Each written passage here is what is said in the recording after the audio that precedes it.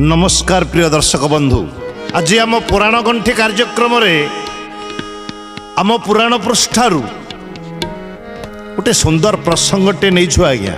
मन छुआ कथा जानिबा कथा कौन आज्ञा? श्रीकृष्णंकर शंकर नाम पंचजन्य काहींकी? भगवान कृष्ण द्वापर जुगर लीला पुरुष। आपण माने समस्त कृष्ण विषय रे उणा अधिके जानिछंती, जहांकु ए दीन दुनिया भगवान रो मान्यता प्रदान करिछ। आउ जो कृष्ण होछंती स्वयं जगन्नाथंकर अंशावतार, ब्रह्म नारायण विष्णुंकर अंशावतार।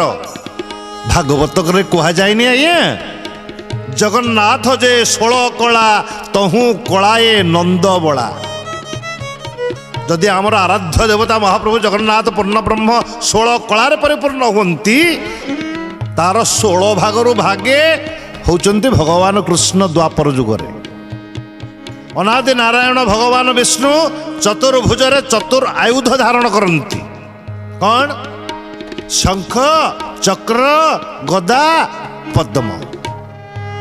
शंखर नाम होची पंचजन्य, चक्रर नाम होची सुदर्शन, गदार नाम होची कौमोदकी एवं पद्मर नाम होची किंग ज्वालिनी।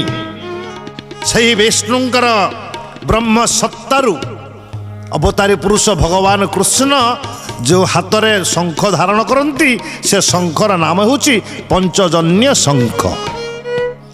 मनरे गंठी पड़ुछि, कृष्ण जन्म है कंसर बंदी घरे।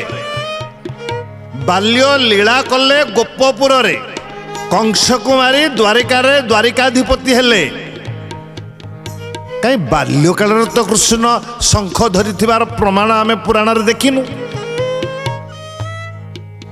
द्वारिकाधिपति हला परे महाभारत युद्धांगन रे कृष्ण शंख धारण करथिले। ए पंचजन्य किए? ए पंचजन्य शंख काहे कि कृष्ण धारण करथांती? एमिति अनेक प्रश्न को नहीं आज आम पुराण गंठी रे गंठी पड़ीछि। कृष्णंक शंखर नाम पंचजन्य काहींकी? आसंतु पुराण चर्चा को जिबा एवं ए गंठी को खोलिबा। इंद्रारि व्याकुल लोके मृडयन्ति जुगे जुगे, एते चांस कला पुंस कृष्णस्तु भगवान स्वयं। भगवान कृष्ण कृष्णंकर लीला पाहुची अमृतमय लीला।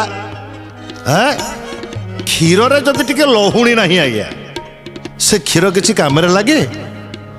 क्षीर रे लवणी नथिले क्षीरे की प्रयोजन, कृष्ण रस बिना कथाटी सही परिवर्जन। राधे गोविंद जय राधे गोविंद, राधे गोविंद जय जय राधे गोविंद। कृष्ण भगवान बोली बार बार निज मुहर से कहिचंती आज्ञा, मु भगवान, मोते पूजा कर, मोर शरणापन्न हुओ, मु तुमको सर्व पापरु मोक्ष प्रदान करिबि। श्रीमद् भगवत गीता कृष्णंगर मुख निःसृत वाणी, सर्वधर्मान परित्यज्य मामेकम शरणं व्रज, अहं त्वां सर्व पापभ्यो मोक्षयिष्यामि मा शुच्च। कहिनांती कृष्ण? से लीलावतारी कृष्ण बाल्य काल रे जेते अलौकिकता प्रदर्शन करिसंती, से सबू तांकर भगवत सत्तार प्रकृत प्रमाण। कृष्ण निज बाल्य जीवन रे 3टा कथा करि नथिले। कौन? जोता पिंधि नथिले, आउ कौन? अस्त्र धारण करि नथिले, आउ कौन? ना कौनसी अलंकार परिधान करि नथिले। कठौ पिंधंती, बंशीटीए धरती, बण जंगलर फूल को माला करिकी श्रीअंगरे लागी करन। कृष्णकर बाल्य जीवन ଅଘା ବକା ଶକଟା ଏମିତି ଅନେକ ରାକ୍ଷସ ମାନଙ୍କୁ ବିନାଶ କରିଛନ୍ତି ବିନା ଅସ୍ତ୍ରରେ। ବାଳକ କାଳରେ ବ୍ରଜ ସୁତ ମେଳେ ଦିନେ କଲ ଯେଉଁ କୃତ୍ୟ କୃଷ୍ଣ ହେ ଦିନେ କଲ ଯେଉଁ କୃତ୍ୟ କାଳିନ୍ଦୀ ହ୍ରଦରେ କମଳ ତୋଳିଲ କାଳିୟ ଫଣାରେ ନୃତ୍ୟ। ଜୟ ଜଗନ୍ନାଥ ଜୟ ଜଗନ୍ନାଥ ଜୟ ଜଗନ୍ନାଥ ଜୟ ଜଗନ୍ନାଥ। ବକା ଅଘାସୁର ଜାମଳା ଅର୍ଜୁନ କେଶୀ ପ୍ରଳମ୍ବାକୁ ନାସି ସାଧୁ ଜନେ କେଶୀ ପ୍ରଳମ୍ବାକୁ ନାସି ଗିରିବାମ କରେ ମନ୍ଦର ଧରିଲ ପୁତନା ଜୀବନ ଶୋଷୀ। ଜୟ ଜଗନ୍ନାଥ ଜୟ ଜଗନ୍ନାଥ ଜୟ ଜଗନ୍ନାଥ ଜୟ ଜଗନ୍ନାଥ। ମହାଭାରତ ଯୁଦ୍ଧରେ କୌରବ ପକ୍ଷରୁ ପିତାମହ ଭୀଷ୍ମଙ୍କର ଶଙ୍ଖ ବାଜିଲେ ଯୁଦ୍ଧ ଆରମ୍ଭ ହେଉଥିଲା ଏବଂ ଯୁଦ୍ଧ ଶେଷ ହେଉଥିଲା। ଏବଂ ପାଣ୍ଡବଙ୍କ ପକ୍ଷରୁ କୃଷ୍ଣଙ୍କ ହାତର ପଞ୍ଚଜନ୍ୟ ଶଙ୍ଖ ବାଜିଲେ ଯୁଦ୍ଧ ଆରମ୍ଭ ହେଉଥିଲା ଏବଂ ଯୁଦ୍ଧ ଶେଷ ହେଉଥିଲା।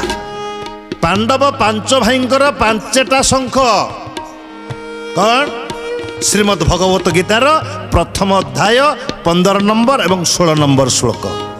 ପଞ୍ଚଜନ୍ୟ ହୃଷିକେଶ ଦେବଦତ୍ତ ଧନଞ୍ଜୟ ପୌଣ୍ଡ୍ର ଦଧ୍ମୌ ମହାଶଙ୍ଖ ଭୀମକର୍ମା ବୃକୋଦର ଅନନ୍ତ ବିଜୟ ରାଜା କୁନ୍ତିପୁତ୍ର ଯୁଧିଷ୍ଠିର ନକୁଳ ସହଦେବଶ୍ଚ ସୁଘୋଷ ମଣିପୁଷ୍ପକୌ।